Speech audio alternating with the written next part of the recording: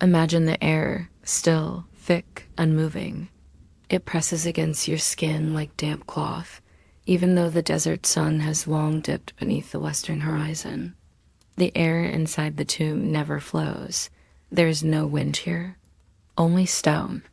You are one of the many lily hands that smooth plaster, carry baskets of pigment, grind malachite into powder, sweep sand from corners, light tallow lamps and replace them when they flicker.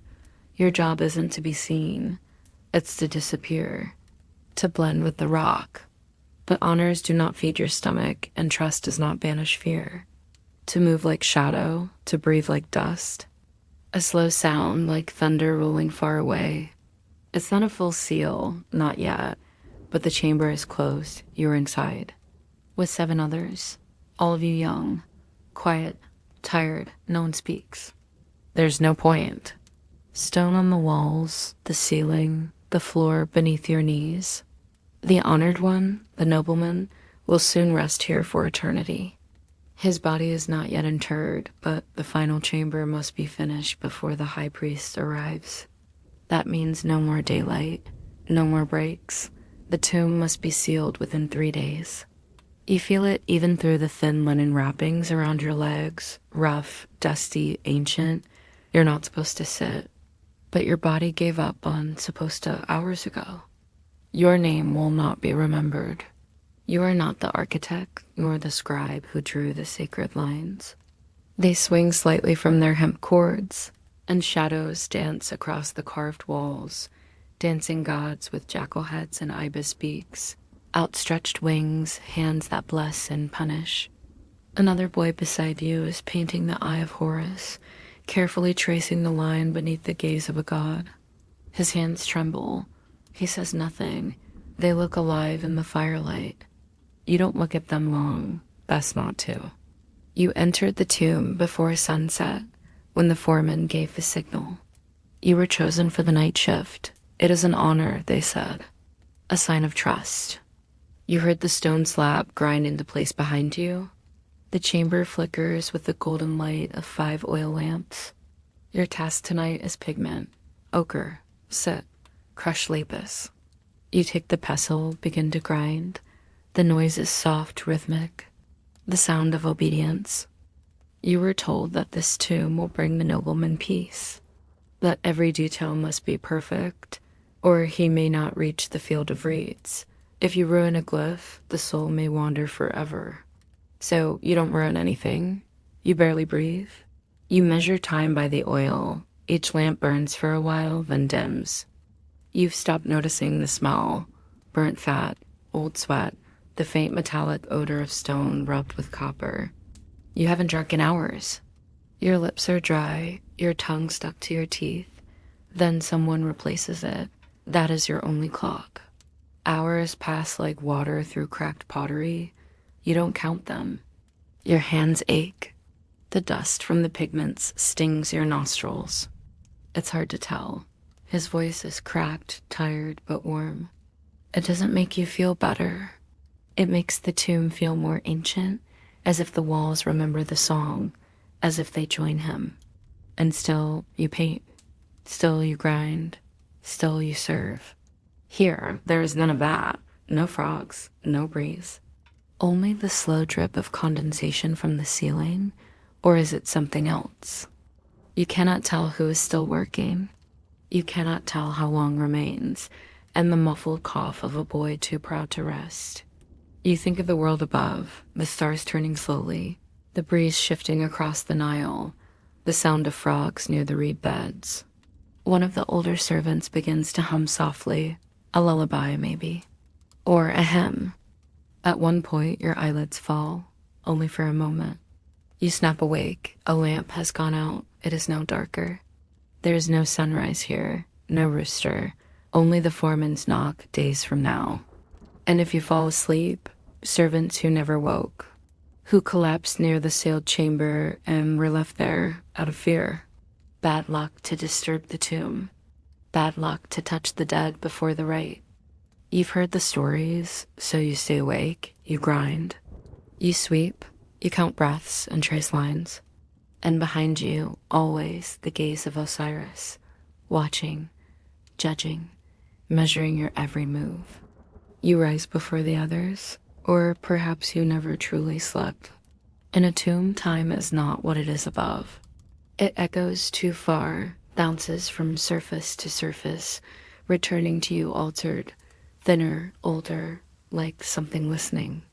You move slowly, pushing dust into the cracks, behind the statues, into the joints between slab and wall. Not to clean, cleanliness isn't the goal. Containment is. Dust here is not just earth, it is pigment, ash, skin, time. And it is not to be disturbed. There is no dawn, no rooster to announce the sun, only the scent of spent oil, the faint sting in your eyes, and the groan in your spine as you unfold your limbs from the stone corner where you lay curled, painted in ochre, piled in miniature before the statues. No one speaks when they come back from below. It is understood. You chew on a sprig of papyrus to moisten your mouth. It tastes bitter and green. It gets into your eyes, and when you blink, you feel the grit grind softly against the rim of your vision. You stretch quietly, always quietly. Noise travels strangely in the tomb. You cannot do it with water, it will streak. So you pat it gently, whispering apologies to the spirit of the tomb. Anubis weighs a heart. Thoth records the verdict. Ray sails across the ceiling, his solar boat painted in red and gold. These scenes are not decoration, they are function. Too fast. Stand near the painter and keep the wick from flickering. But your arms ache, the lamp grows hot, your fingers blister. You dare not drop it. The painter mutters instructions. Your hands are cracked. You smell of smoke, resin, and age. You nod. You keep still. Down here, even your heartbeat has slowed. You don't dream anymore. There's no room for it. Magic in paint and pigment. He lies in the city above, preserved in salts, wrapped in linen, waiting. You have never seen his face. Only the likeness on the wall, idealized, handsome, eternal. You imagine his real face looked nothing like that. Your mistake, even in dust, could disrupt the passage.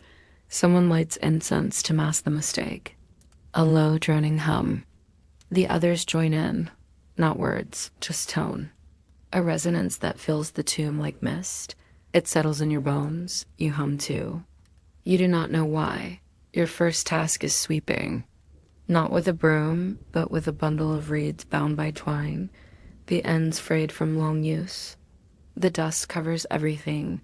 The floor, the offerings, the lids of unfinished canopic jars. It coats your hands, your feet, your teeth. You are tasked with handling the sacred implements today. Not to use them, that is for the priests, but to lay them out, carefully, in order. Each blade, each hook, each tiny spoon for scooping out what once lived.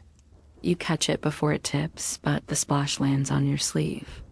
Only the artisans, the scribes, and the priest who marks the walls in red ink, a guiding script that the gods will read in darkness. You dream of seeing it. You also fear it. They say the air grows thin down there, that sometimes candles go out on their own. He is frozen. You nod once, gently. You will not tell. But his eyes remain wide for hours. They are clean, polished, made of copper and ivory. You do not ask what they are for. You only place them on the cloth as you were taught, fingers trembling. A boy younger than you, perhaps 10, carries a basin of water. It sloshes against the edge, and he stumbles. There is a ladder leading to the lower chamber, the chamber of rest. You have not been allowed down there. Your stomach growls. There is no food in the tomb. Eating here would offend the ancestors. All nourishment is symbolic, carved into stone. A servant returns from the shaft with his hands wrapped in linen. He will not meet your eyes. You do not ask why. Someone spills a jar of soot. It spreads like a stain. Black dust everywhere. You and 3 others are ordered to clean it. The walls bear witness to your fumbling. Images of the gods, tall, calm, eternal, regard you from every surface. So you move slower, you breathe softer, you treat each grain like it matters. You begin to understand why some servants never leave the tomb, not because they die, but because they change. The world above becomes too bright. In the late hours, you are assigned to hold the flame. A simple task. You wonder if the nobleman, the one for whom all this is done, knows your name. Someone begins to chant. By now, your clothes are stiff with dust and sweat, and still no end. Still you sweep. Still you watch the walls. Still you wait for the next task. Still you serve. The heat does not arrive suddenly. It blooms slowly like a flower of flame inside the stone. You feel it before you see it. The air thickens. The sweat returns, crawling down your spine in slow, unwelcome rivulets. You know that the stone absorbs the sun's fury during the day and breathes it out at night, a breath of centuries. The dust clings to the moisture, forming a paste along your hairline, in the bends of your arms, behind your knees. You wonder how many years this chamber has been storing the fire of Iray, and yet the tomb is far beneath the reach of the sun. There are no windows here, no breeze, no day or night. But still the heat comes.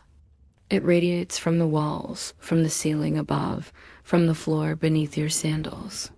The tomb is sacred, and your skin must not touch its holiness bare.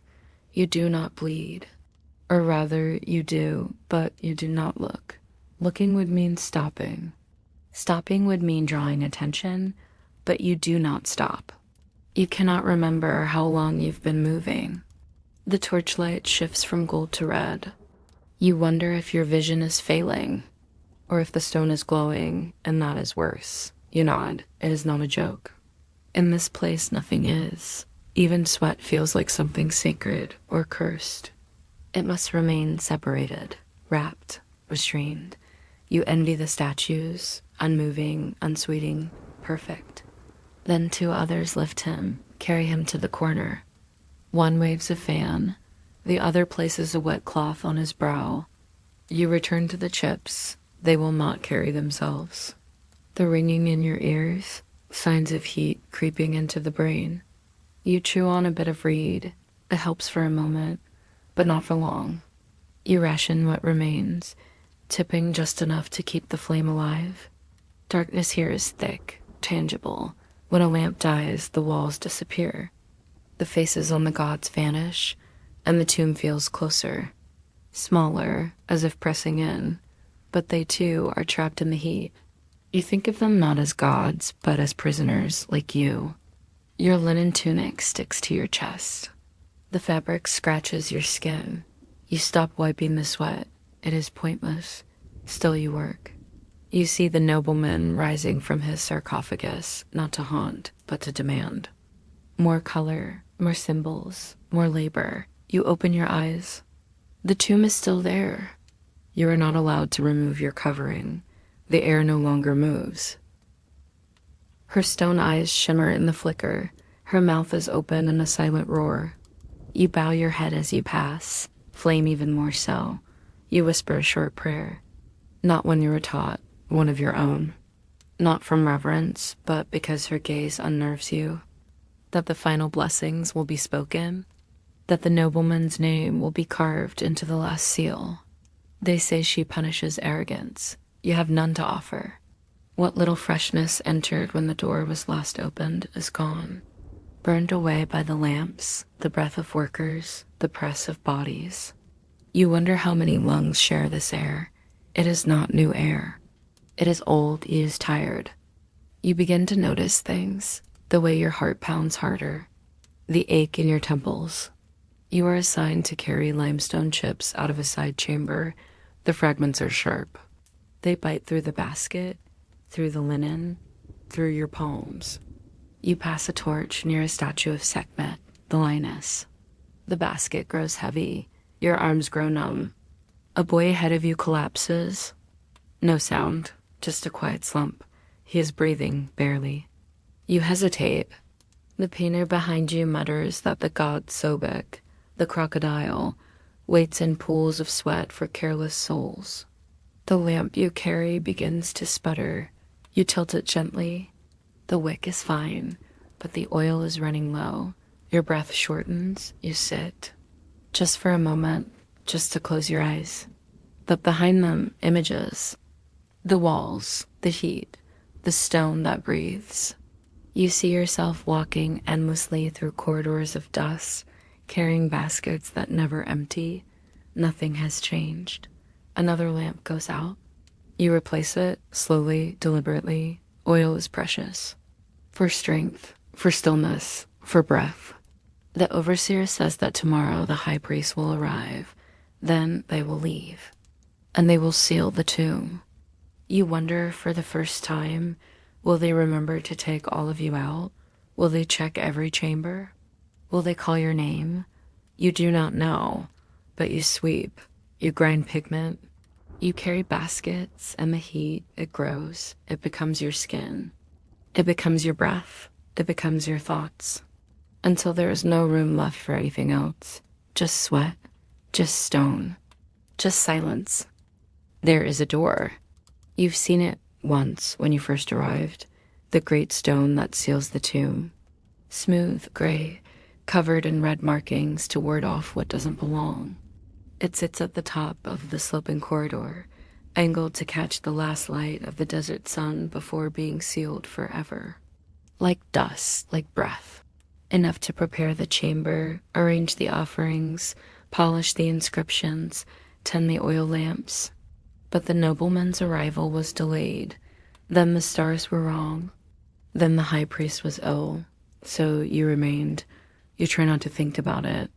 But now, as the days below stretch and fold into each other, as names blur and time thickens into something slow and still, the thought returns quietly.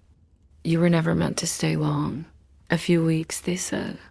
You remember that world the way you remember a story once told by a stranger? It belongs to someone else now. One more day. One more night. And the tomb continued to change you. Above, people live in sun and water. They walk among fields of papyrus. They hear birds. They sweat in the wind, not the dark. Down here, the world is ruled by stone. You used to talk at night by the flickering lamp. Now, silence is safer. Words are heavy. They do not move easily through the stillness. And there is always the sense that something listens, wrapped, embalmed, stiff with resin and intention. They say he was generous, that he loved music, that he had many wives and 3 sons, that he fed the poor during the flood years. You do not know if it is true. Stone walls, stone gods, stone beds, stone silence. Even the voices of the others have grown quieter. You think of the nobleman. His body lies waiting in the city. His tomb is truth now. This is the only version that remains. A painted story, a carved promise, a sealed silence. You tend to his likeness daily, dust the statue, refresh the dried offerings, burn resin, speak his name. It is not yours to forget. If his name fades, his soul may be lost. You are told this, so you speak it softly each morning. But you wonder, who will say your name? You do not blame them. You were never meant to be remembered. Just a servant, a hand, a breath. Your tasks remain the same. The tools do not change. The pigments fade, the walls crack, but the rhythm continues. Light, dust, breath, silence, then a noise, boots, voices, low, cloaked in ceremonial chant. The high priest has arrived. He is robed in linen so white it glows in the lamplight. His face is painted, his eyes ringed in black. He does not look at you, he looks at the walls. He walks slowly, measuring each step with intention. Behind him, scribes, assistants. One holds the sacred seal. They begin the final rites. You watch, you listen. You keep to the corners. The nobleman's name is sung, long, drawn out like the Nile's winding body. Names are spoken, spells are read. Incense fills the chamber until your eyes sting. The priest raises his arms. Then the priest turns. He walks toward the entrance. The scribes follow, so do the assistants. You stand, still holding the pigment bowl, and wait. You wait for your name. For someone to say, "Come." No one does. You hear stone scraping stone. The door. You step forward, not a run, not a cry. Just one step, your lips parting, your throat dry. Too late. Darkness. Real darkness. The lamps burn still, but they are not enough. The air shifts. It is sealed now. You were forgotten, or perhaps remembered too late, or perhaps not at all. You sit. You do not cry. Tomb servants do not cry. You gather the pigment bowls. You check the wicks. You sweep the corner. And you begin again, because even in silence, the tomb must be maintained. Even in darkness, the gods must be fed. Even alone, the nobleman must not be abandoned. So you stay.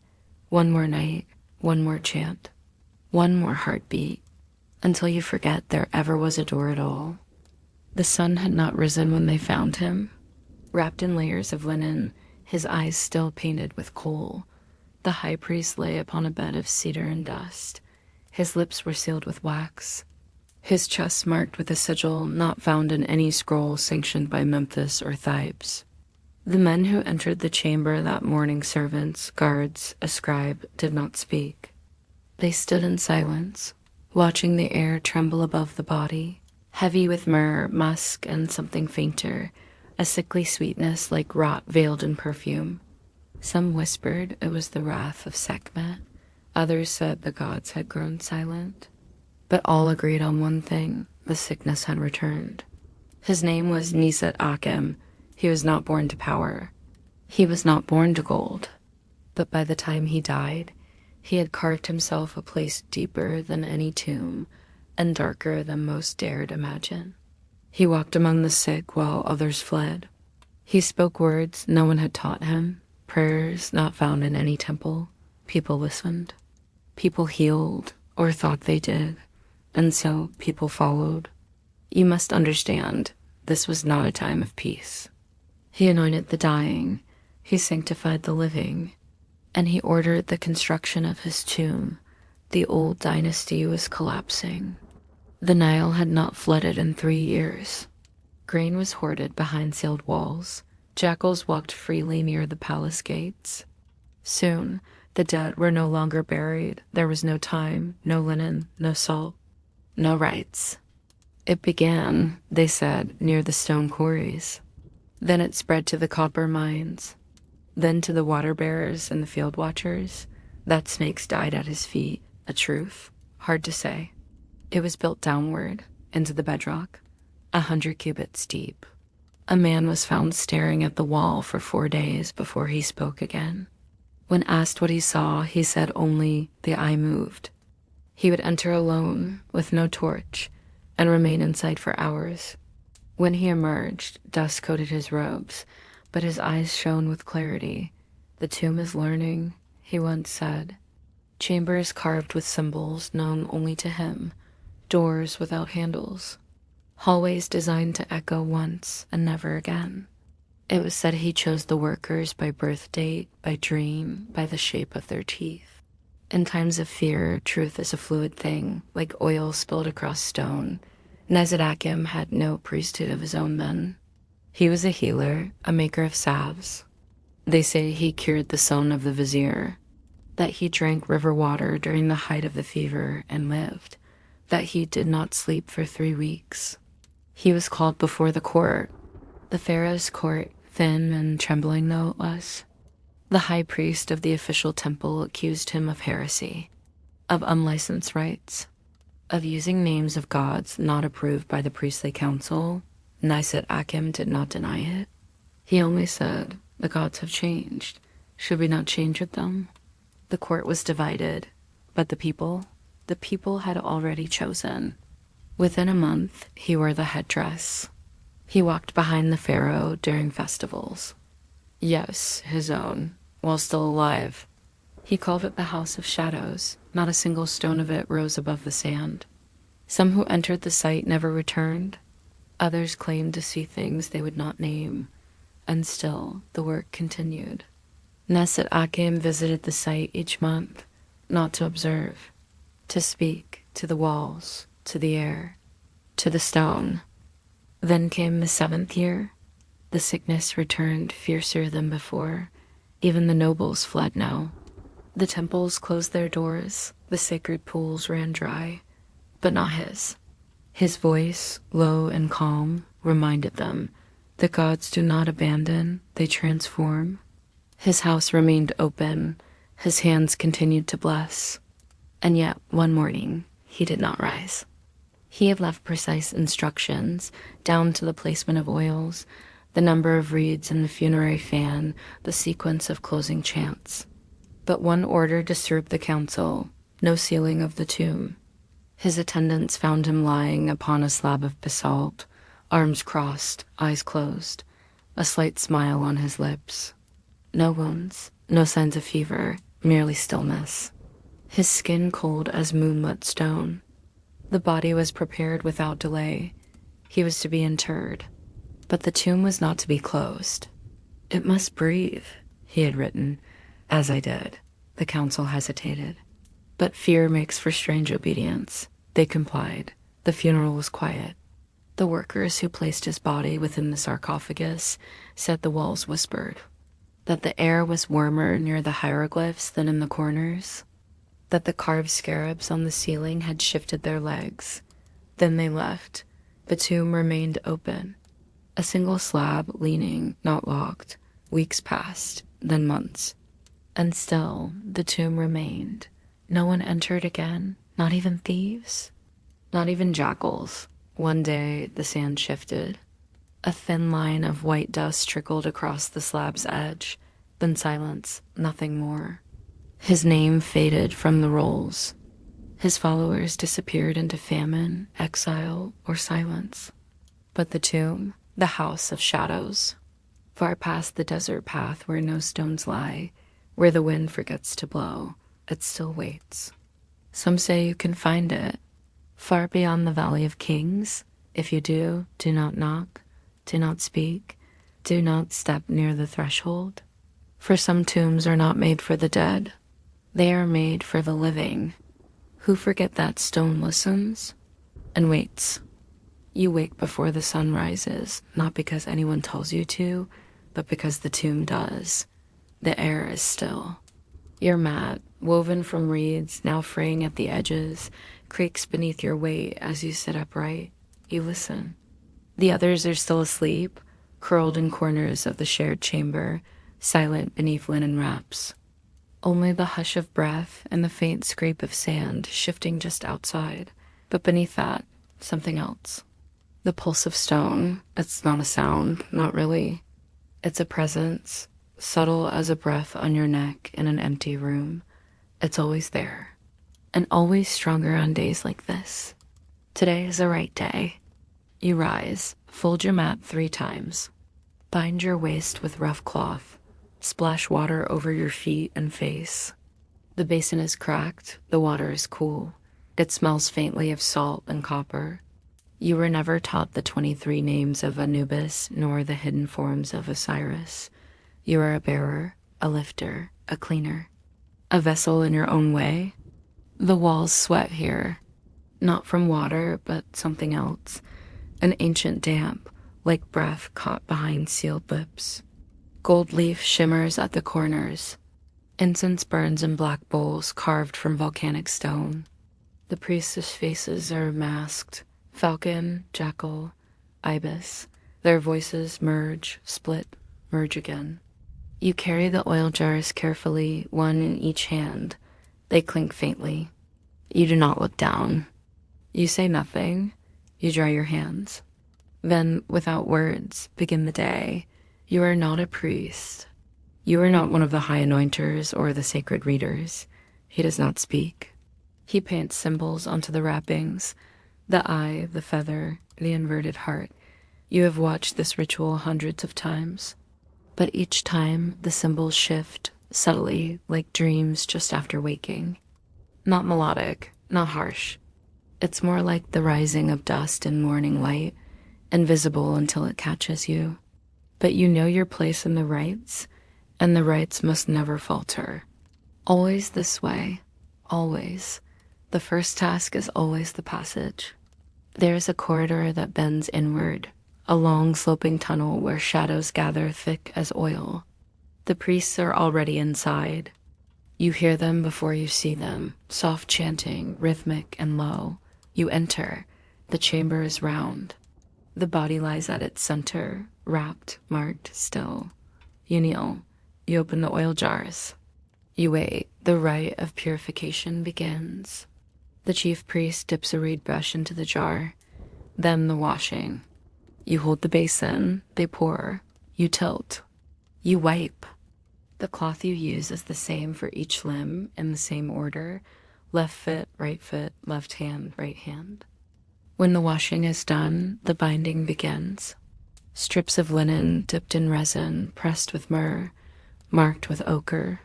Each layer sealed with a prayer. Some of the prayers you know, some you do not.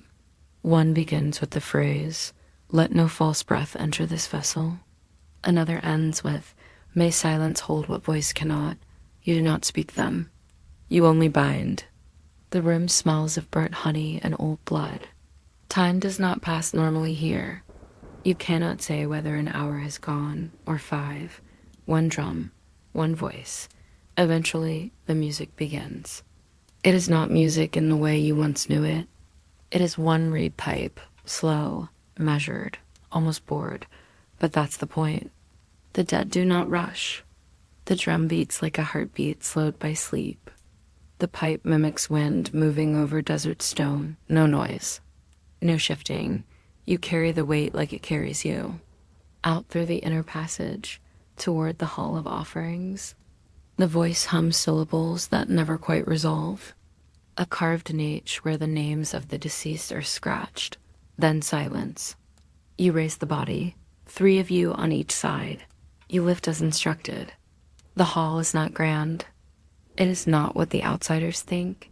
No towering statues, no piles of gold. Just a low ceiling, a flat altar. Sometimes you wonder if this is the only place where his name still exists. Offerings are laid, bread, beer, onions, 2 small figs. Each item placed exactly. You place the bread. Always the bread.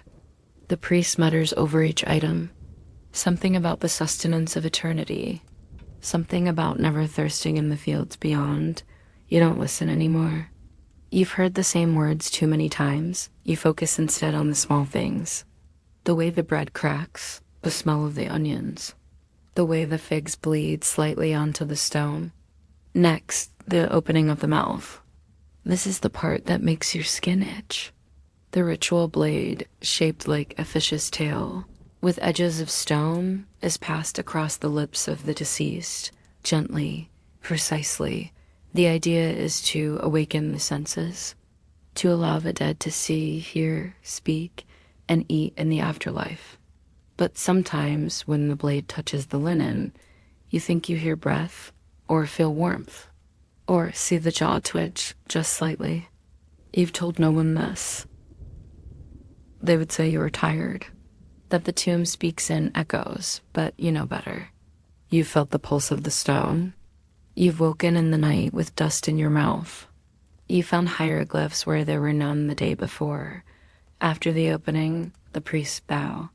You bow. The rites are nearly complete. The final act, sealing the name. This is not always done.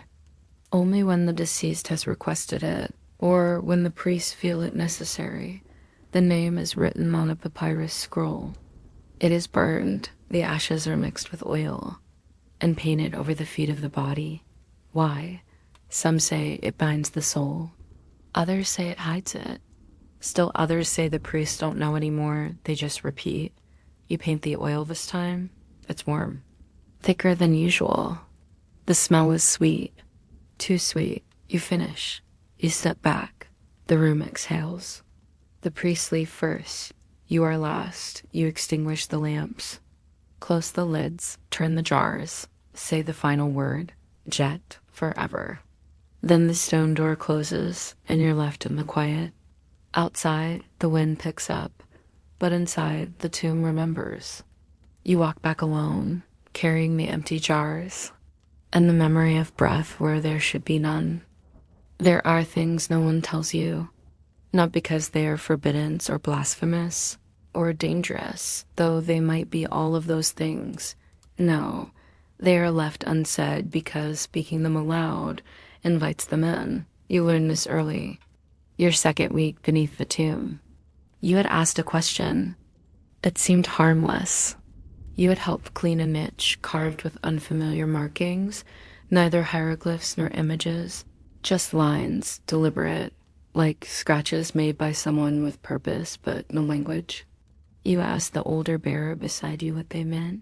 He paused, wiped his hands, looked at you without blinking, then said, "Don't ask things the stone didn't offer." Where the wind stopped, where the shadows didn't shift. And that was the end of it.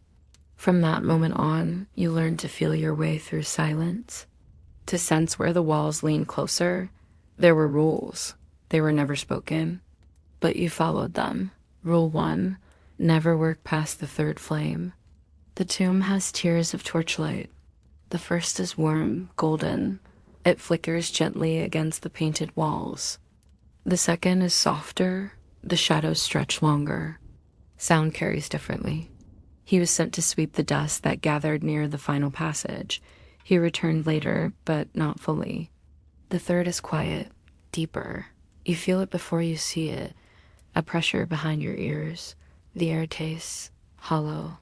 His hands trembled, not from fear, but as if resisting something unseen. Past that, no one goes unless commanded. Once, a novice stepped beyond. His eyes were gray, but sometimes one is found ajar, just enough to see blackness beyond. He would not speak. He was not sent again. Later, you found his broom left neatly on the ground, bristles perfectly aligned. It had never touched the dust. Rule 2, if a door is slightly open, do not enter. Most doors here are sealed with heavy stone or sacred wax. The air was cooler, still. Just off the Hall of Names, a narrow frame carved with lotus petals. The stone slightly misaligned. You must report it, but you must not enter. No one says why. Once, you saw such a door. The others walked past it without looking. You hesitated. Inside, it was utterly dark, not the absence of light, but the presence of something else. And then, you heard something. Not words, not whispering. More like a sigh, long, heavy, and ancient. You stepped back. To speak them is to stir the presence. You whispered it aloud to yourself, just to test the sound. By the next day, the door was sealed again, and no one spoke of it. You woke choking. The air was dry, your mouth full of grit. Rule 3, do not speak the names aloud. Every tomb bears names. On walls, on offerings, on canopic jars, you may read them. You may trace them, but never ever speak them aloud inside the tomb. It is believed that names anchor the soul. You broke this rule once. You had found a name etched along the base of a statue, faint, nearly erased. That night, your dreams filled with sand. Endless dunes, shifting with voices. The next morning, you returned to that corner. The name had vanished. The stone was smooth. You never spoke again inside the tomb unless ordered. Rule 4, don't ask what happened to the others. There are always others. The tomb is large. Crews shift. Workers change. Sometimes someone disappears. They are not spoken of. Their tools are collected, their bedrolls folded. The spaces they filled, dusted and smoothed. It's as if they were never there. You noticed it first with a girl who polished the floor tiles. She was quiet, wore a copper ring on her finger, a sign of a promised union, perhaps. She always hummed the same tune. Then one day, she didn't appear. You waited. Listened for her humming, nothing. You asked a bearer, casually, if he had seen her. Who? He frowned. You didn't ask again. But that night, you heard humming. Faint. from behind the sealed wall of the inner sanctum.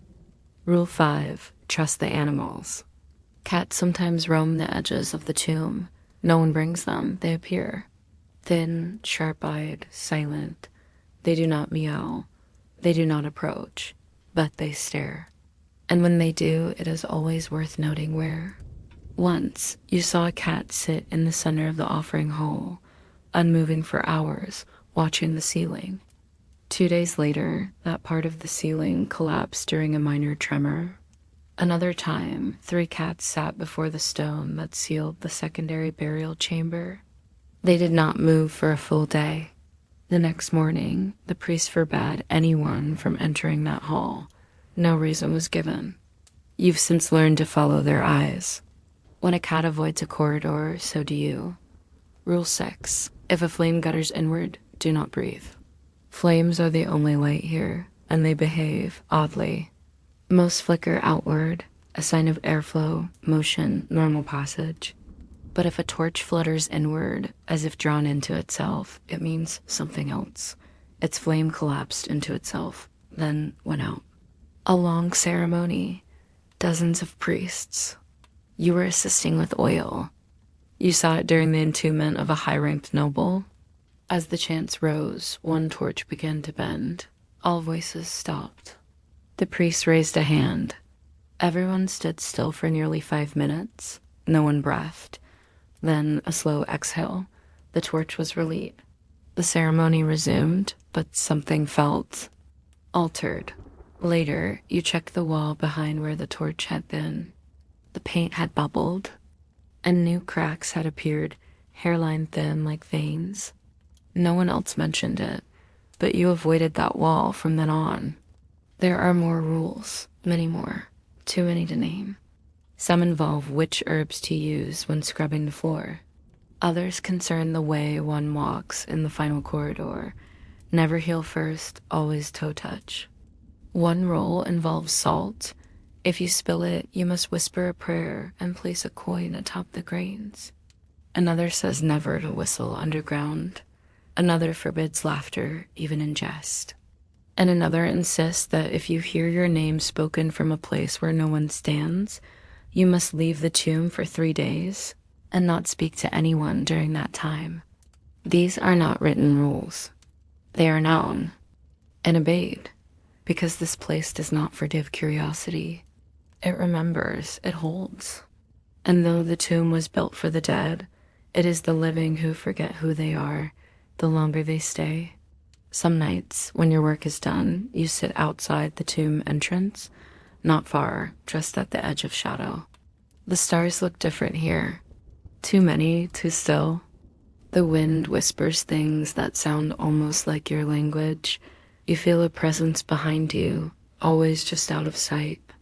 But you do not turn. You do not ask. You simply breathe, quietly, and wait for morning.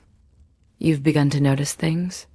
The tomb, you think, prefers silence, not merely quiet, true, deliberate silence.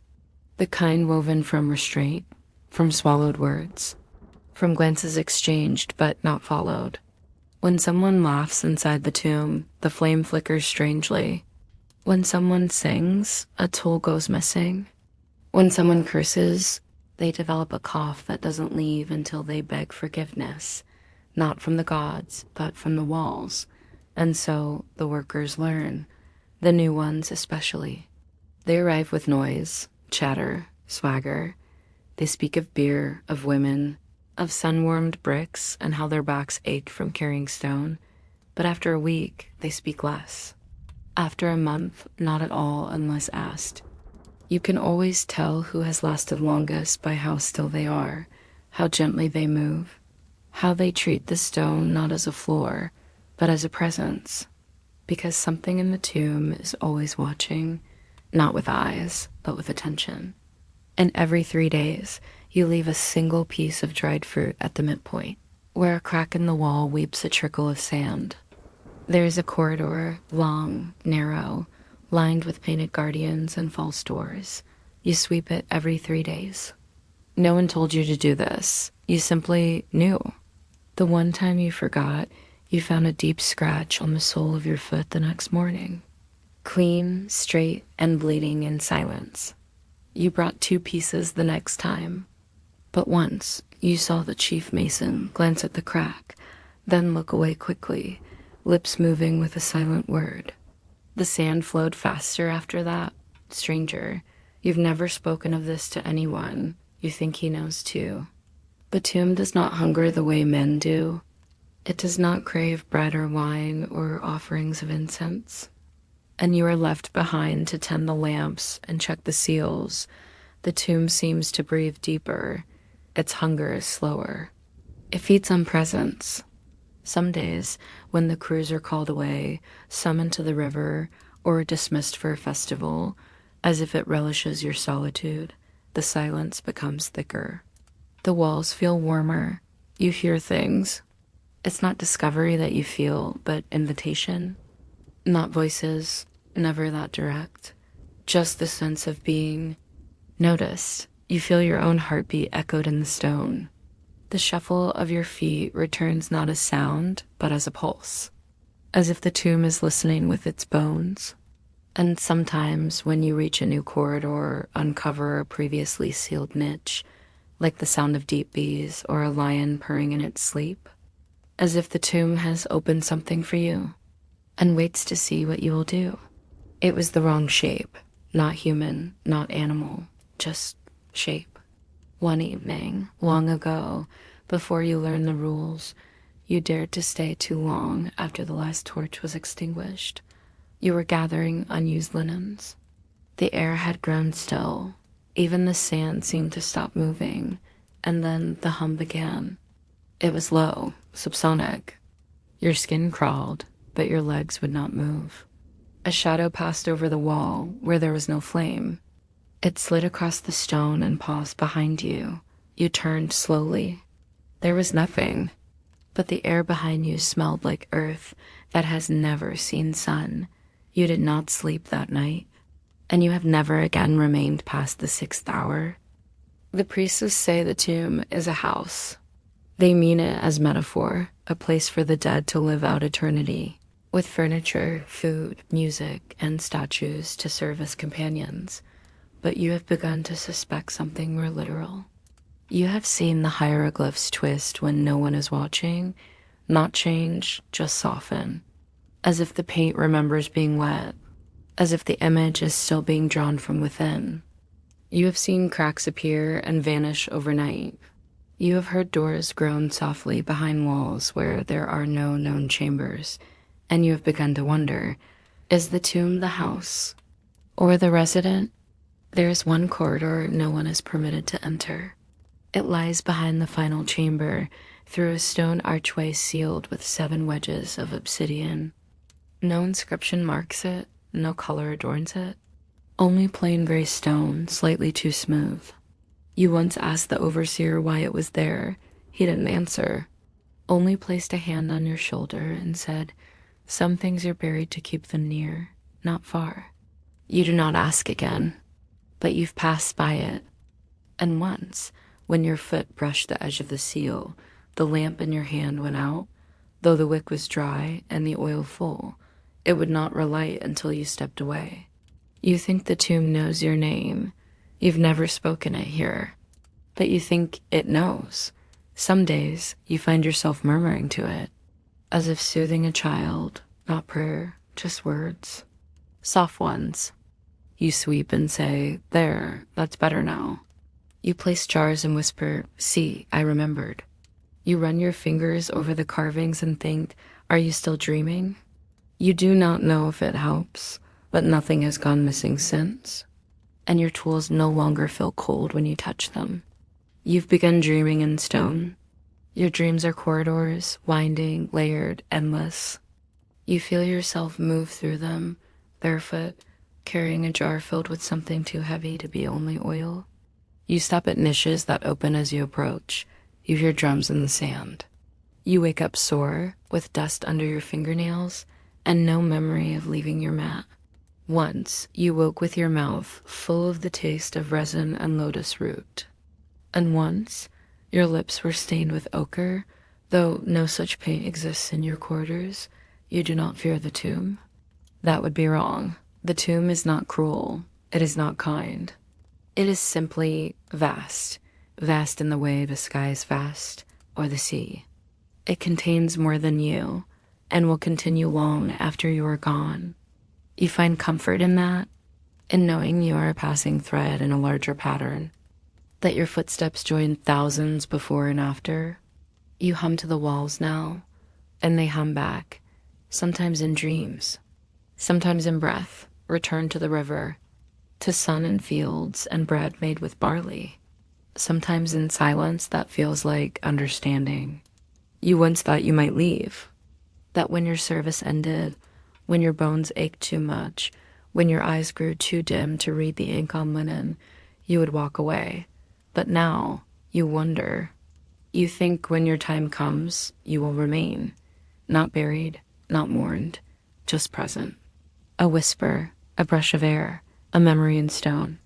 One more breath in the tomb's endless exhale.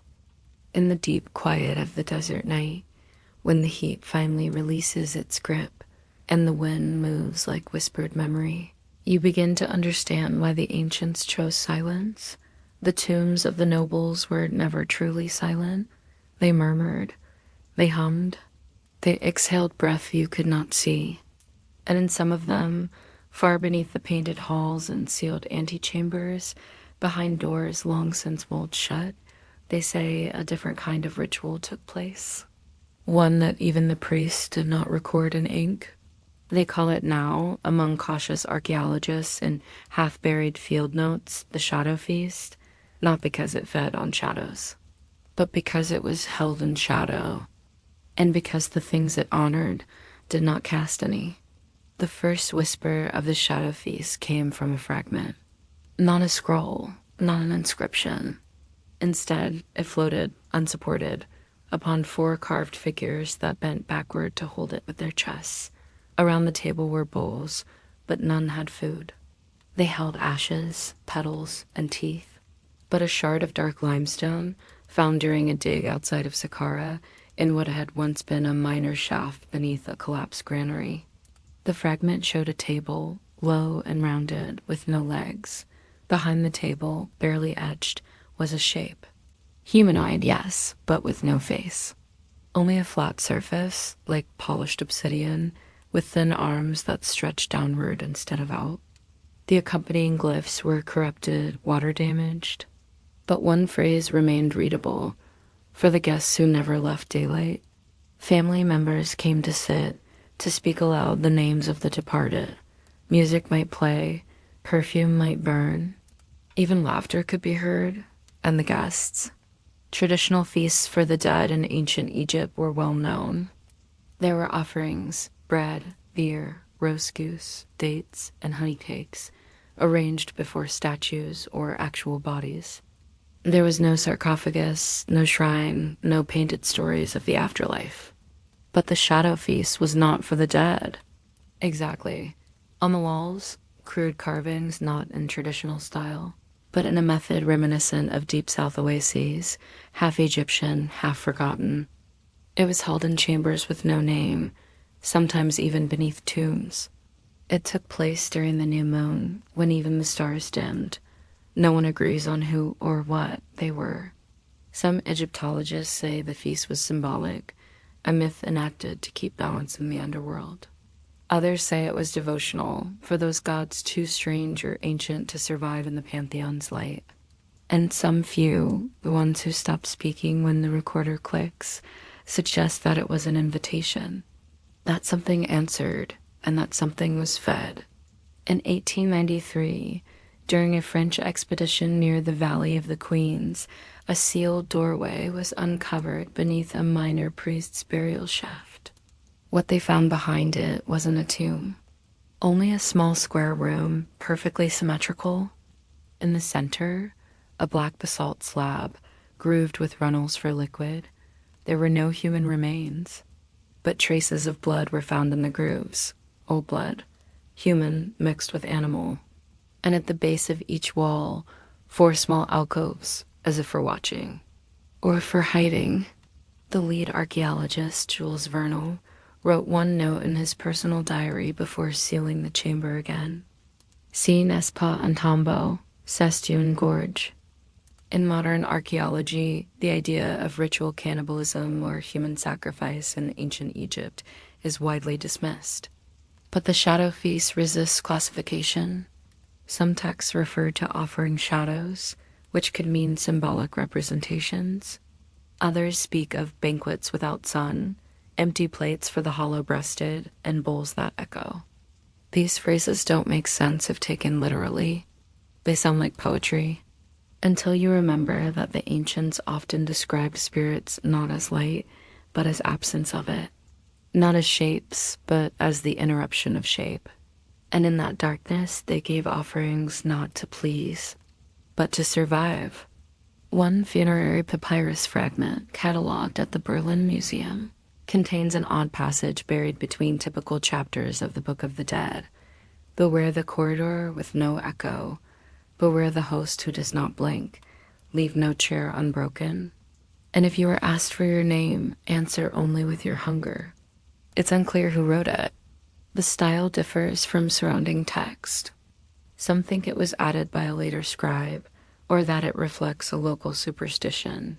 But among those researching the Shadow Feast, it is known as the suppression verse. It implies the ritual was not celebratory, but transactional, a bargain.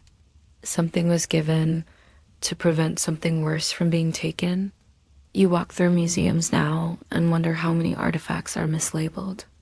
A strange bowl from Abydos, a headless statue with an offering cup too small for food, a funerary mask with no holes for eyes, but grooves where sound might travel. These objects are marked as ceremonial, decorative, misunderstood. But what if they were tools, not of worship, but of warning? The ancients didn't always write warnings in words. Sometimes they built them into stone, into silence, into rooms that should not echo, into doors that close on their own. Her notebook, found a week later, contained only one legible sentence. There are no confirmed instances of a shadow feast being reenacted in modern times. But in 1978, a researcher named Helen Amarin disappeared while working in a side shaft off Tomb TT-15 in Thebes. They refused to re-enter, even after being offered triple pay. The invitation must not be read aloud. No further clues were found, but curiously, that shaft has remained sealed, not by the government, but by the workers themselves. And when asked why, one simply said, "We are not food." In recent years, with advancements in ground-penetrating radar, several hidden chambers have been discovered beneath known tombs. Some of these are empty.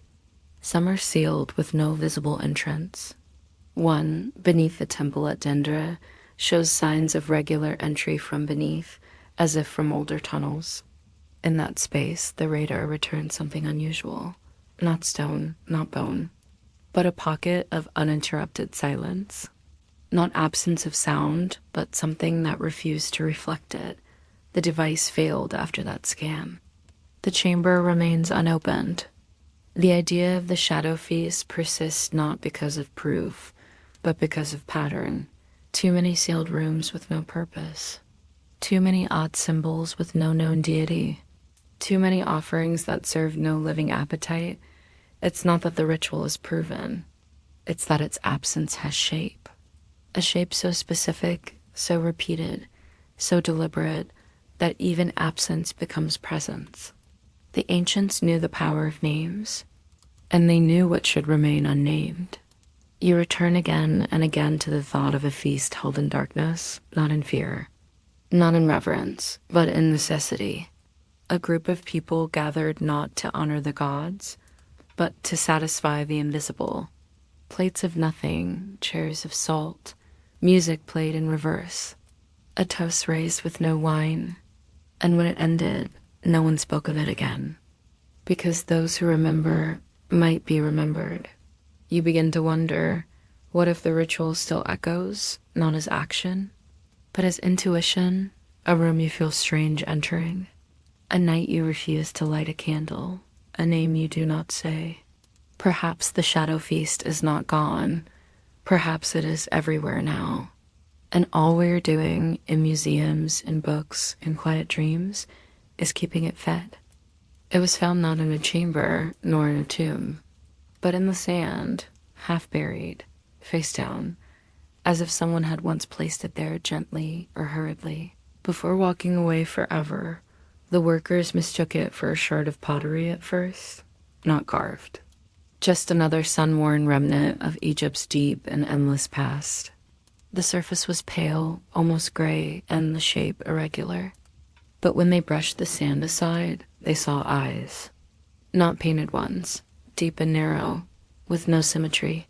One larger than the other, and both tilted, not horizontally, but slightly up, as if listening to something just above. Hollow ones, more patient, more deliberate. What they had uncovered was a funerary mask, but not one like any other cataloged before. It had no mouth, and its ears were hollow tubes. Masks in ancient Egypt were sacred. They were meant to transform the dead, to guide the soul through the afterlife. Some were elaborate, made of gold and inlaid stone. Others were simple, fashioned from cartonnage, linen and plaster hardened together. All shared the same purpose, to provide identity, to protect, to preserve. But this one seemed built not for the journey of the soul, but for something else, something far quieter, perhaps earlier. The edges of the eye sockets showed signs of repeated rubbing, the sensation of being watched, not by the mask itself, but by something just beyond the range of vision, as if someone or something had cleaned them over and over. Another began dreaming in hieroglyphs, though she couldn't read them. The archaeologists who received the piece were cautious. They expected fraud. Or perhaps a Roman forgery. There were many such finds scattered across the sands. But tests confirmed its age, late Middle Kingdom. Behind where the ears would sit, fine striations had been carved. Tiny channels, no more than a grain's width, curving like the spiral of a shell. And unlike the ceremonial masks preserved in royal tombs, this one bore wear. Its surface had been touched often, smoothed by fingers, weathered by time. One detail stood out more than any other. Inside the mask, when a breeze passed through those ear tubes, the mask made a sound, a soft hum. They called it the mask that heard, and they kept it in a climate-controlled drawer for 2 years before anyone dared study it further. It wasn't fear, exactly, but something quieter. The researchers said they forgot about it. Others said they felt no urgency, but the notes, when found later, told another story. Several assistants reported unease in the lab.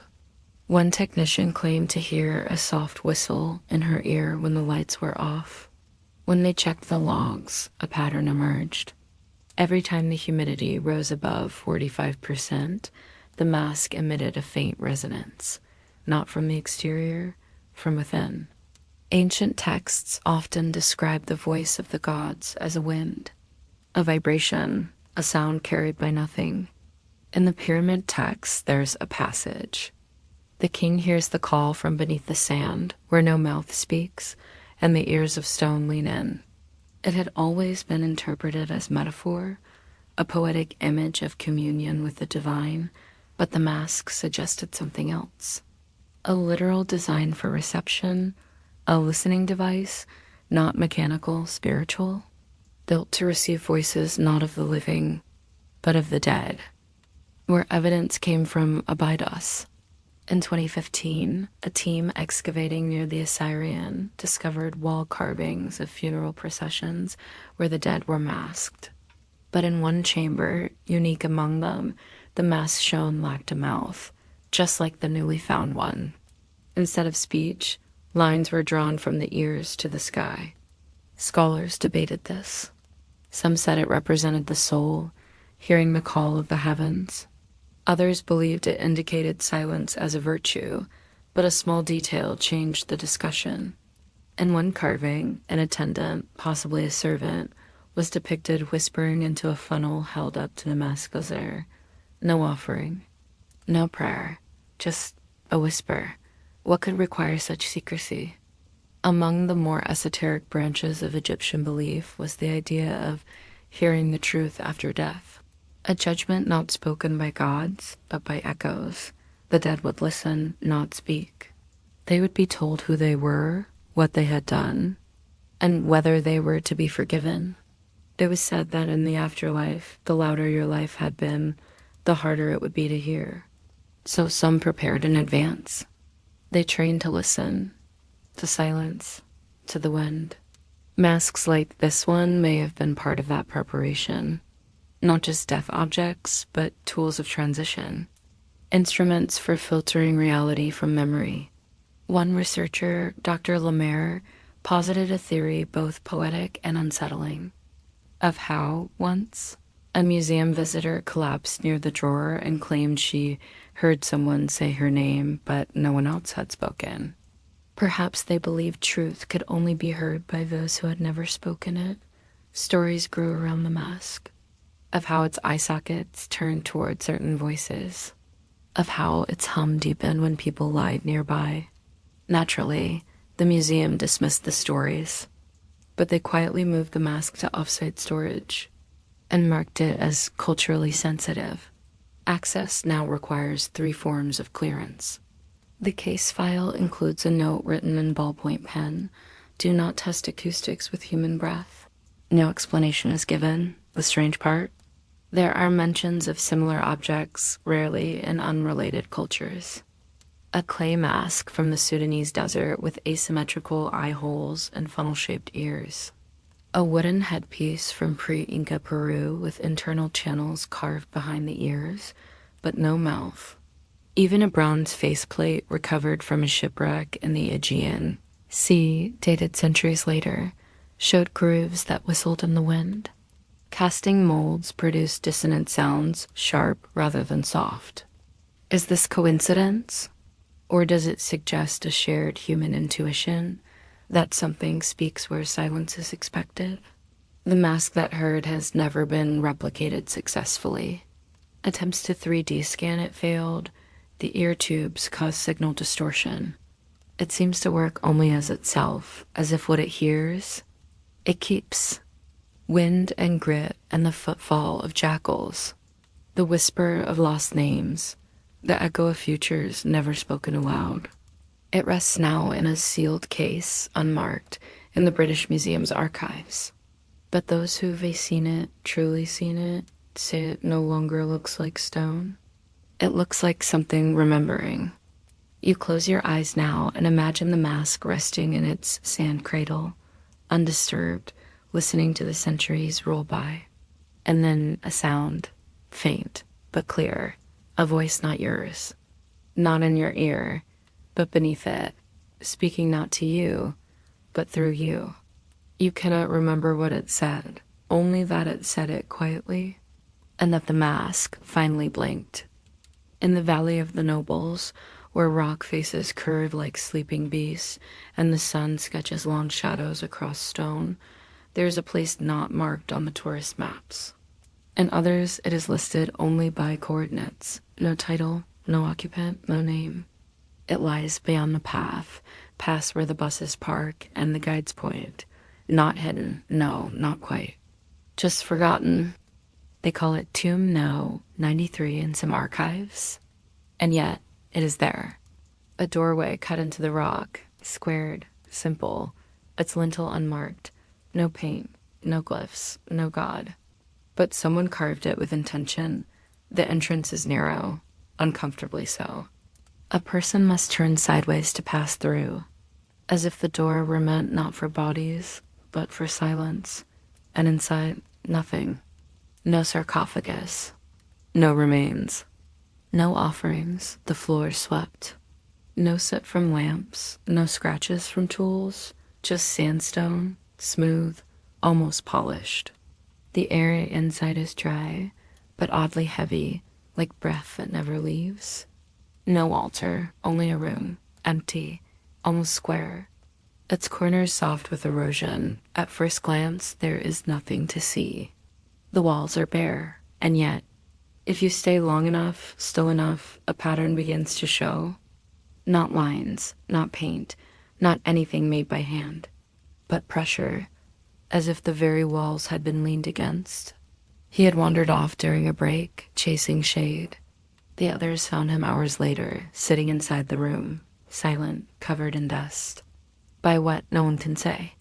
It was first rediscovered by accident in 1899 by a young assistant named Corwin Bellamy, a man of no particular reputation, no offerings.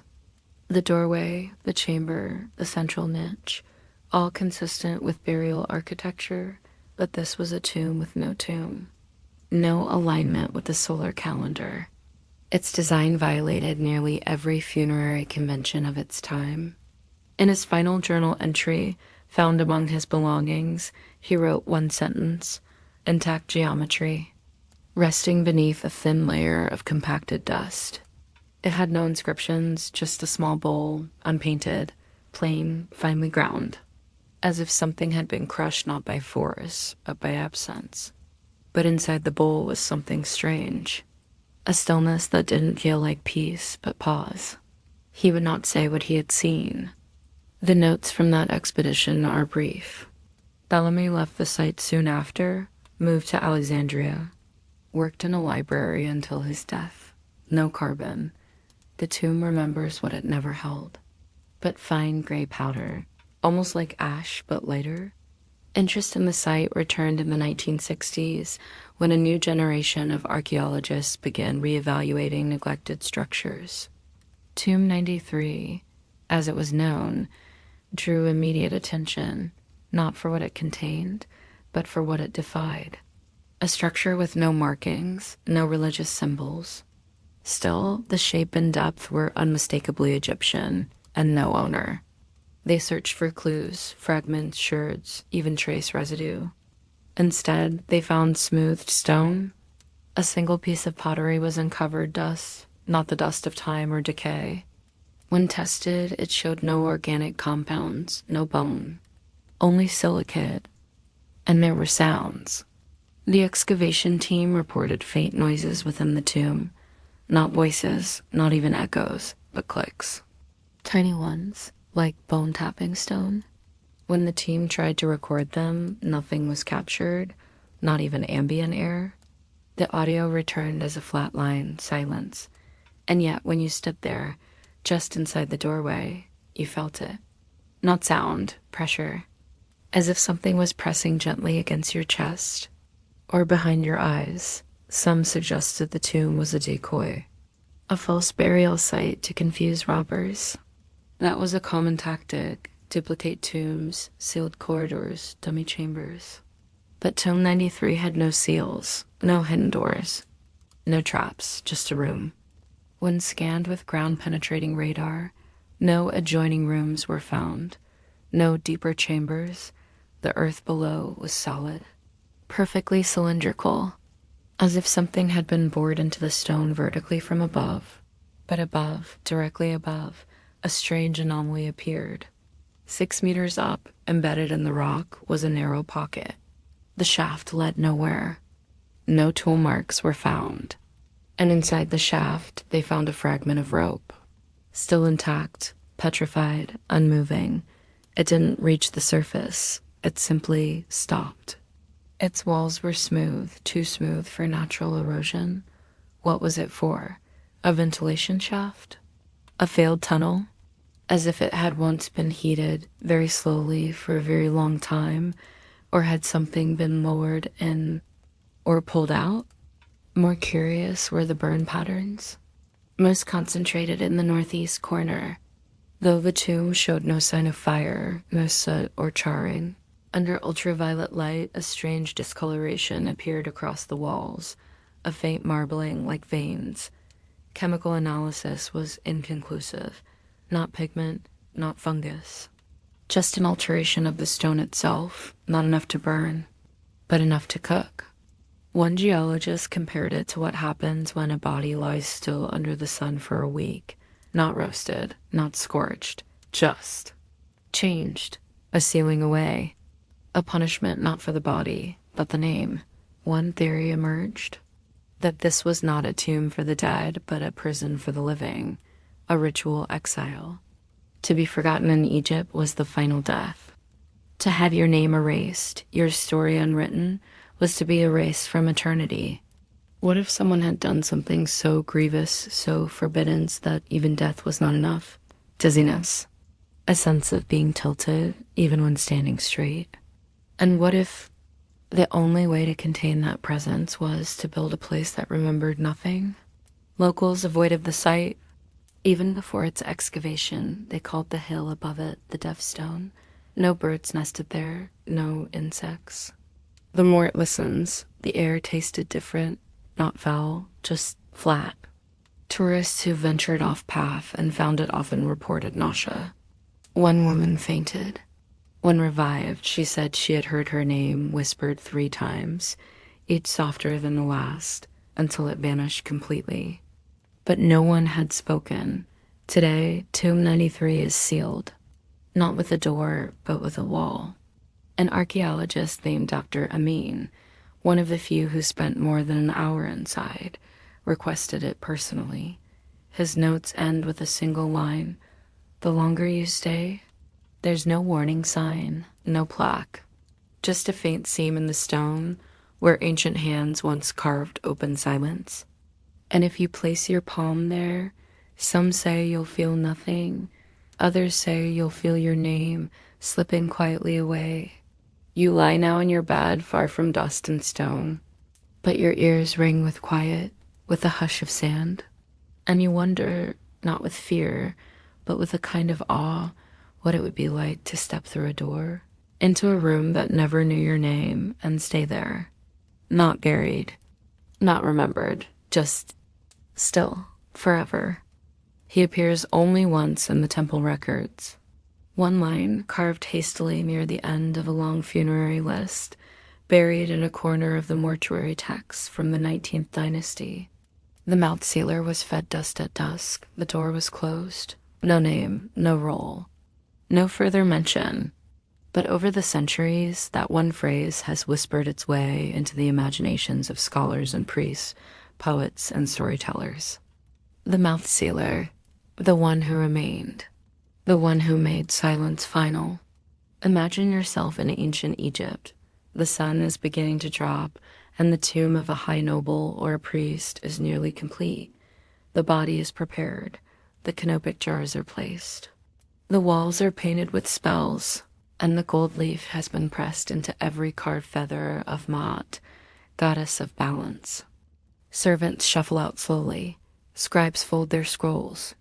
The architect makes one final mark on his slate. But not everyone leaves. There remains one figure. Cloaked, plain-robed, face covered in dust-colored linen. He stands still in the last light, his hands clasped. His task is not to build, not to pray, not to bury, but to vanish. There are traces, not in papyri, but in practice.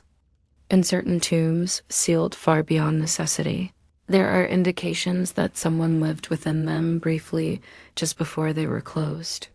Ash from fires too recent to belong to the funerary rituals. Charred bones of birds, sometimes lizards, found in corners. Cloth scraps too simple to belong to the buried elite. And always near the door, faint fingerprints in the mud brick mortar. Too faint to be decoration, too human to be accident. Some Egyptologists believe the role of the mouth sealer may have originated from a fusion of 2 rituals.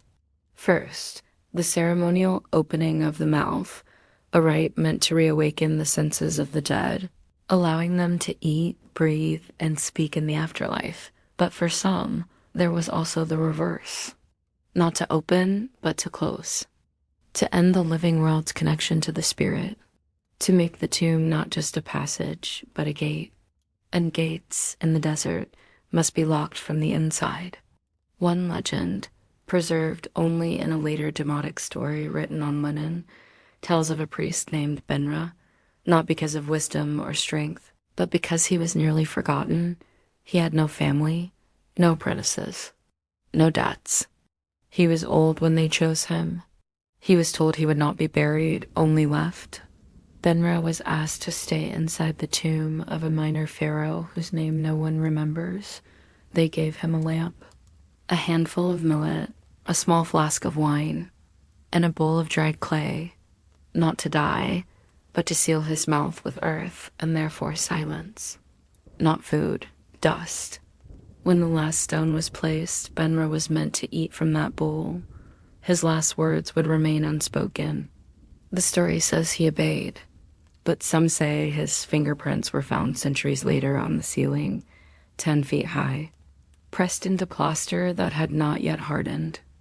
Imagine that final hour. The chamber is dim. The incense has burned down. The funeral guests have left, their sandals brushing away footprints as they go. You are alone. You have placed the offering trays near the statue.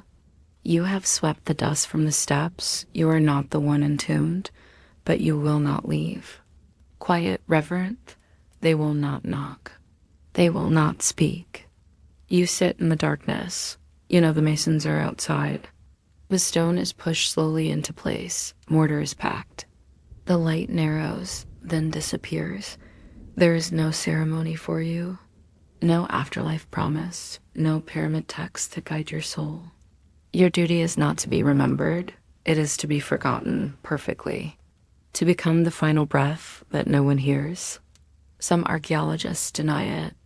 They argue that no such ritual existed, that the idea of someone willingly dying in a tomb contradicts Egyptian religious goals, that the ancient Egyptians revered life, feared annihilation, and would never invent such a grim rule.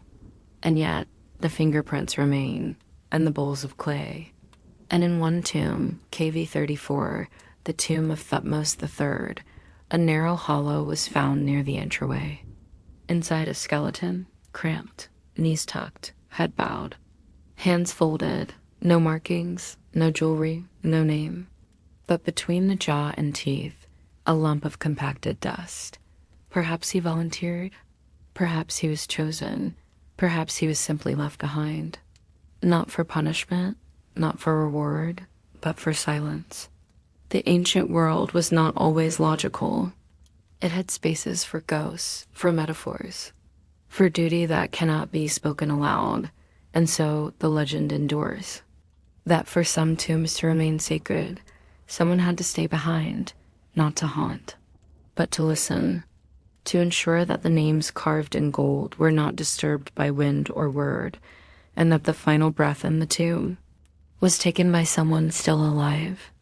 As you lie now in your quiet bed, the world outside slows.